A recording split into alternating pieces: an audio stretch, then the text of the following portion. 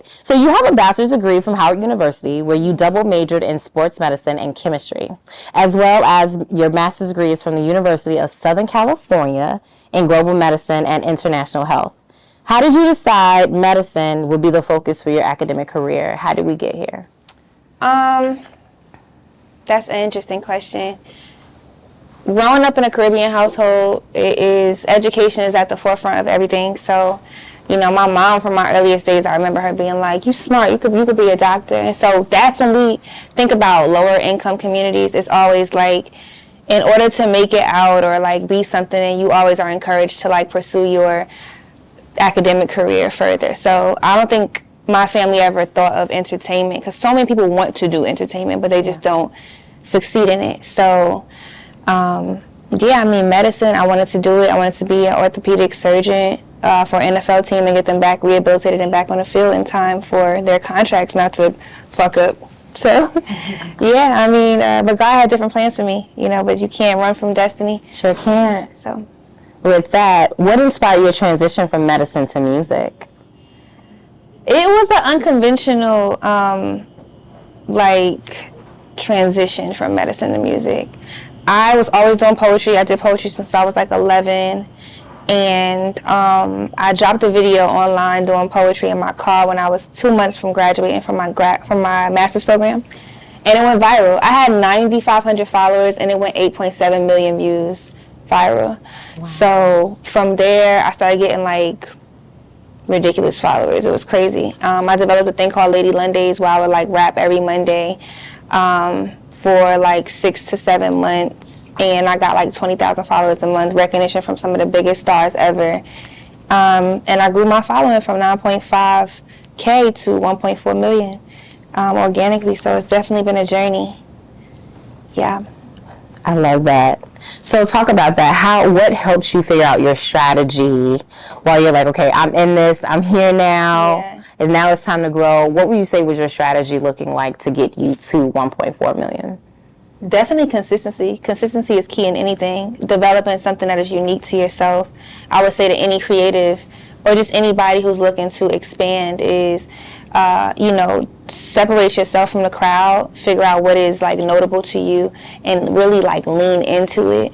I got some crazy advice the other day. It's weird, but I was like stressed out about like music and stuff, and a good friend of mine was like, "Don't stop what you're doing, because it's going to be somebody that comes along and does what you do, but you're not going to be doing it no more. And somebody less talented than you will pass you up just because they believe in themselves a little bit more." So I think, just making sure that I stay grounded in my faith and in solidarity and my purpose in this world, I think that's what's continuing to escalate me. Beautiful answer. Absolutely. Thank you. As a rapper who is considered a storyteller with great lyrical prowess, where would you say your passion for poetry and rap stems from? And did you always have a dual passion for science and the arts growing up? I was always very artistic growing up, very school-based, yes, love science, and I just love any medium of art. It's so weird. When I was younger, I wasn't like the super athletic kid. Like I wasn't like the, basketball and, my mom had me in dance class. I can't dance. Like she had me in all the things, but I'm just not that girl. So I used to be like, can I do like a speed reading class, calligraphy, speed typing? I used to read the dictionary like every Saturday, highlight words. So my vocabulary is quite expansive. My vernacular is just, it really is endless. So I think, yes, I've always had a passion for science and art forms.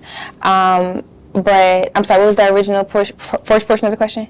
Where would you say your passion for poetry and rap stems from? Oh, okay, yeah. So, I grew up in the hip-hop, just in the mecca of it, you know what I'm saying? Just being in the New York area during the 90s, like, this was, like, the culture of hip-hop, you know what I mean? I used to be my godmother worked for Loud Records. I would be in studio sessions with some of the biggest rappers. My uncle was a rapper. So just having that around me, it cultivated an environment that I always had love for music. I just never thought I'd be a part of it. So, I'm paving my own journey in it, but it's interesting. Sure. Who would you say are some of your most influential musicians, your go-tos, your loves? My most influential musicians are just savants in the craft, like a Prince, a Quincy Jones, Janet Jackson, Aaliyah, Lauryn Hill, Foxy Brown, Kim, Slick Rick, storytelling, The Lox, Jay-Z, of course, and just all the people that have been able to like make their own name in this. Big Daddy Kane, changing the dimensions of what rap looks like or what any other genre looks like when they have their own style and flavor to it. I love the rebellious ones, the ones that dare to be different. So those are where I draw my inspiration from. Last question. Often being praised for your freestyling abilities, which freestyle that you've done would you say is your favorite?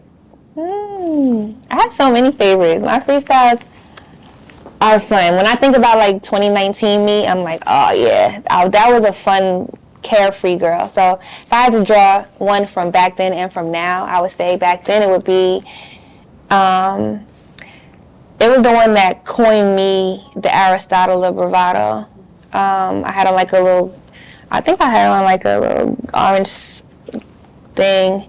And I'm like, I'll blow. Tell me how you figure how so. I've been getting sick of this, my kick around flow. And it's like, it's very like, I don't know, it's fun, it's dancey. And then of course right now it gotta be pop your shit. You know, it's not a moment that I don't spend in different places or, you know, at my shows or in local bars where I'll walk into a steakhouse and somebody will be walking past like, I love dealing with a rich nigga. And I'm like, period. And the age range is so crazy too, because you'll hear from somebody that's as young as 16 to somebody as old as like 58, like, you know, bitch, I love you. Me and my daughter be listening to you. You know what I mean? Like, so I love the crowd that it brings in. So definitely pop your shit, and then some of my earlier ones as well. I love that. And then one last question. If you could give yourself any advice going forward, what would it be? I would tell myself to continue to fight my fight.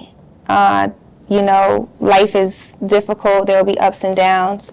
But I think you were chosen for a time such as this. And as long as you have God on your side, I think you will do amazing things. And you got to do it for the little girl in you and for everybody that believes in you coming up. And just to show people that it's okay to have your own lane and be different amongst your peers. There's unity amongst diversity for a reason. And so, you know, just be your best self. Perfect.